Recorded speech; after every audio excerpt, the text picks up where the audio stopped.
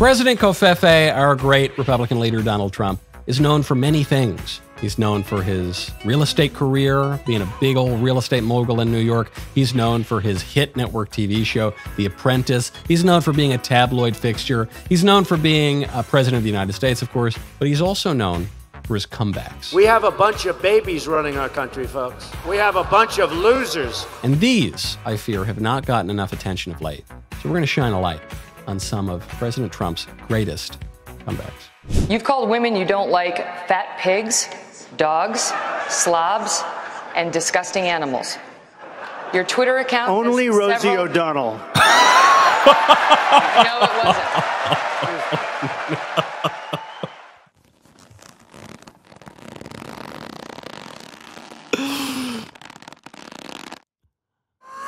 wasn't. Amazing.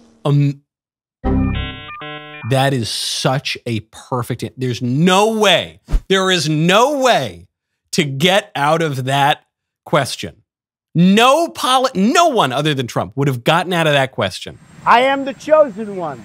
Somebody had to do it. And even if he said nasty things about other women, it doesn't matter. The crowd doesn't care. The fact he leans in, he goes, yeah, he got that feud with Rosie O'Donnell. She started it. He annoys me on a multitude of levels. He's the moral authority. Left the first wife, had an affair. Left the second wife, had an affair. Had kids both times, but he's the moral compass for 20-year-olds in America. Donald, sit and spin, my friend. So he finished it without question, but she started it. And so it's the only way out. You say, only Rosie O'Donnell, to make another joke about her. You once said that using the debt ceiling as a negotiating wedge just could not happen. You said that when you were in the Oval Office. That's when I was president. So why is it different now that you're out of office? Because now I'm not president. Love it. This is supposed to be a little gotcha question, right? Hold on. Why are you using different arguments now? Because I'm in a different position. Duh. He's saying, yeah, if I were in a different position, I'd make a different argument. But he's guileless about it. So when people call Trump a liar, they call him dishonest or whatever, deceptive or something. I think whatever you want to, you can't call him deceptive. Are you calling me a liar? No, of course not. Even when he's pulling a fast one on you, he's guileless about it. He'll be right out in the open. Yeah, because I'm not president. Deal with it. Deal with it, CNN. And people applaud. Mr. Trump, take 30 seconds. Let me just, he wants to be a tough guy. A lot of times, you'll have, and it doesn't work very well with How tough is it to take property from an elderly woman? Let me talk. Quiet.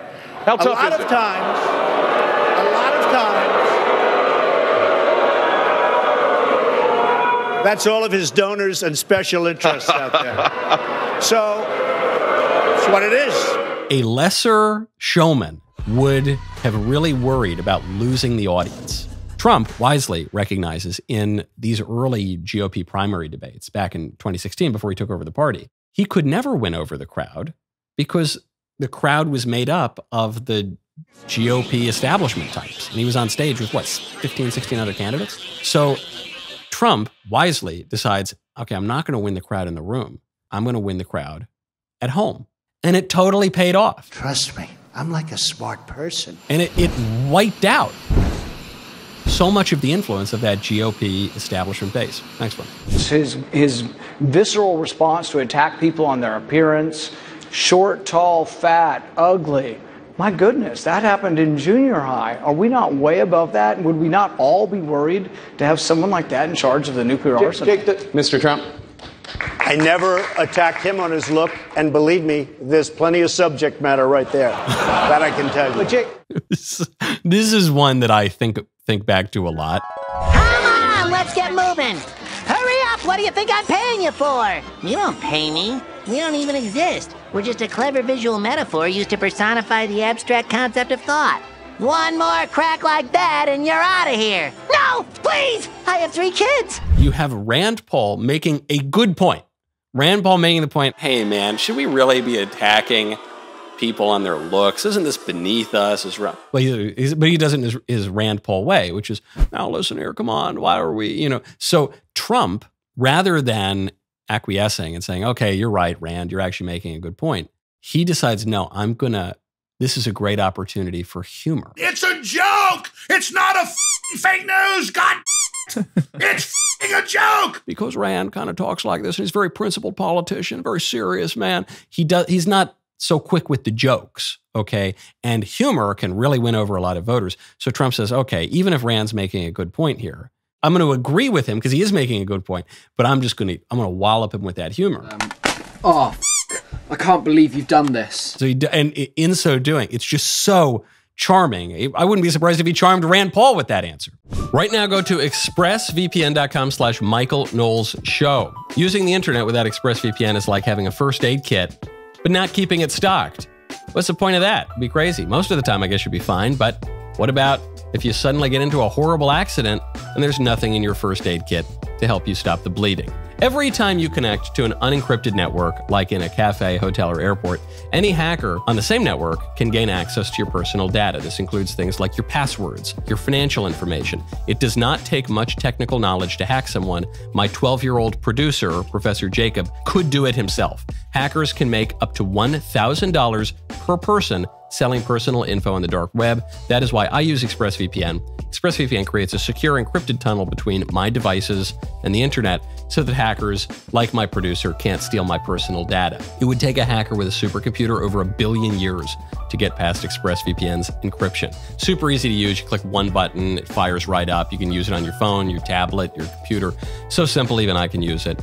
Secure your online data today. ExpressVPN.com/Michael Knowles Show. EXPRESSVPN.com/Michael Knowles Show. Get an extra 3 months free. ExpressVPN.com/Michael Knowles Show. Can fact check him in real time. Last time at the first debate, we had millions of people fact checking, so I expect we'll have millions more fact checking because, you know, it's just awfully good that someone with the temperament of Donald Trump is not in charge of the law in our country. Yeah, because you'd be in jail. Secretary Clinton. Oh, man. So good. I want to remind the audience to please not talk out loud. Please do not applaud. You're just wasting time. Narc. Kevin. That is so good. Remember the narc bit? I want to remind Donald Trump to stop talking out loud, too. That was too savage a comeback. This is one of the two that people think of. And it's very easy now to say, if only he'd done it, if only we had prosecuted Hillary. Of course, had that happened at the time, even if there was enough political oomph to get it done, he would have been called Hitler. He would have, this would have been called the Great Coup d'etat. Even though now the Democrats are all prosecuting him, probably wouldn't have worked. But now, with clarity of hindsight, one thinks, if only. Go ahead. Sure. She's shocked that I picked her. No. She's like in a state of shock. I'm not thinking, Mr. That's President. okay. I know you're not thinking. You never do. I'm sorry? No, go ahead. Go ahead. I have basically nothing to add to this other than the people who were really blown away by this answer. It's because they are not from New York and they don't understand that this is how New Yorkers speak. And Trump also happens to be intelligent and a showbiz genius. So he's better at it than other people. But this is no, it's okay. She's shocked. Look at this guy. Look at this guy over here. This Mook. Look at this Mama Luke over here. He doesn't. No, it's all right. What? No, don't worry. I know you're not thinking. You never think. No, I know. Hey, come on. Go get your shine box. It's just great. This is a triumph of New York diction. You have very low unemployment rate in the US and we have a very high unemployment rate in France. How come? What's the recipe for? Well, maybe we have a better president than you do. The thing that really sells it too is when he does this stuff, he just gets that smile. So he gets the zinger in there and then just, yeah, how you like that? Walks off, mic drop. Okay. Donald Trump, you are known for your terrible haircut, and now I can see why. Your hair sucks. You look like Justin Bieber caught on fire. What's the difference between a wet raccoon and Donald J. Trump's hair? A wet raccoon doesn't have $7 billion in the bank. I remember that roast of Trump. This was in 2011 or 2012. I was at my college buddy's house with another buddy of ours. We were all just watching this, like hanging out in the basement or something. And at the end of that roast, Trump gave this speech. He had this really funny counter roast on all the people over there. And then a giant American flag unfurled. And it was at that moment, me and two of my buddies, we looked at each other and said, this guy is serious. This guy really wants to run for president. And then look at it, fast forward. Now, a dozen years later, here we are. He's running for president again, more serious than ever. Can't wait for more zingers. I'm Michael Knowles. See you next time.